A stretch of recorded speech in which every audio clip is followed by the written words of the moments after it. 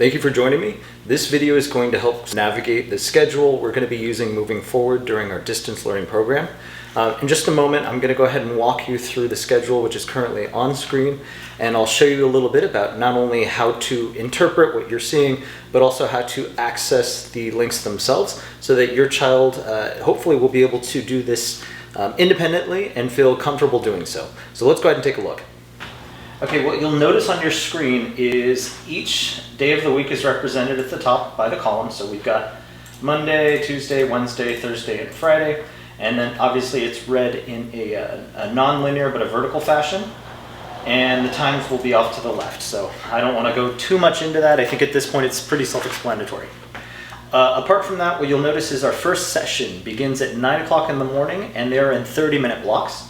The times for each lesson are going to be indicated as the number past the hyphen beside each of the names. So for math, for example, it'll be 20 minutes. Here we've got 15 ELD, which is our English language development. This will be scheduled for 15 minutes, and so on. And as far as small groups, those assignments will be made during the course of our time together. It's based on student need and specific guided practices. And so in order to understand which students need what, I first have to interact long enough with them to be able to make that assessment. So for now, these small group sections between 12 to 12:30 are going to remain office hours during the first 2 weeks of our time together. However, as that changes and your child has been assigned to a specific group, I will definitely let you know, and I will let the student know so that you know which time to be logged in. Okay, excuse me. So taking a look, you'll notice that each section of the schedule, well not each, but there are some parts of the schedule which have links. These links, when you hover over them, will reveal, as shown below, the link that you and your child will use to access our Zoom session. Now, when you click this, which I'm not going to do now, it'll ask you to launch Zoom as an application. From there, I will recognize who's entering and who will exit as well by the name that pops up on my screen.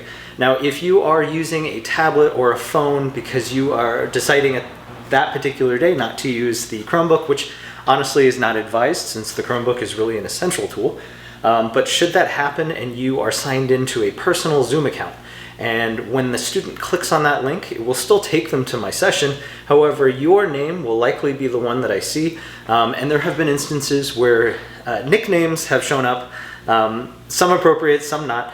And unfortunately, not being able to recognize who is behind that nickname, I sometimes do not allow that person to join our Zoom session just for safety reasons, because I don't want to allow someone who should not have been invited to enter our space and potentially say or do inappropriate things in front of your students. So again, it's a privacy concern, it's a safety concern. If they're signing in, please be sure to have either your name or some recognizable name so that I can guarantee on some level that it is a recognized face or recognized individual coming into our classroom space.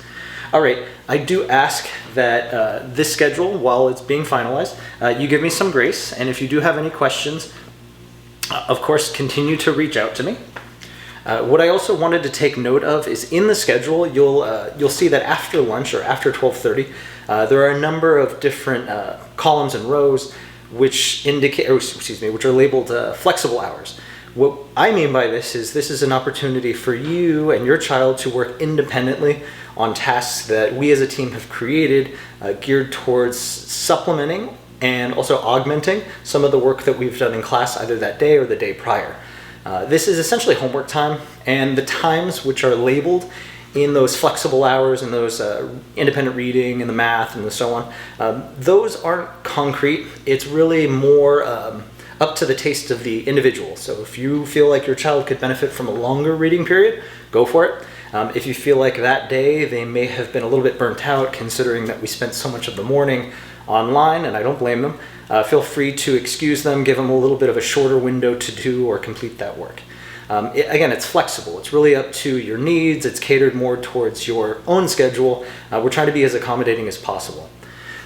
Also, office hours. More details will come as we as teachers are informed of some of the logistics in the background that are going on. Currently, I've opened it so that if you do have questions, ordinarily, which is where you would join, in office hours, that's where you would pose those questions or perhaps request like a mini conference to help if you're confused for me to guide you through something and so on. But feel free to text and call. These times will be more concrete as we move forward. Again, please give me some grace. I'm still figuring these things out, as is our site. And we're doing the best that we can to ensure that this be as smooth as possible. So anywho, I don't want to belabor the point. I just, again, wanted to show you the schedule as is. This will be posted into our Google Classroom and it will live there should any updates be made. This document's also live, and so the updates will reflect immediately, and I will also send notifications to let you know if anything has changed, whether it's a time or a class period that has been shifted. All right, feel free to, again, contact me should you have any questions, and I look forward to hearing from you.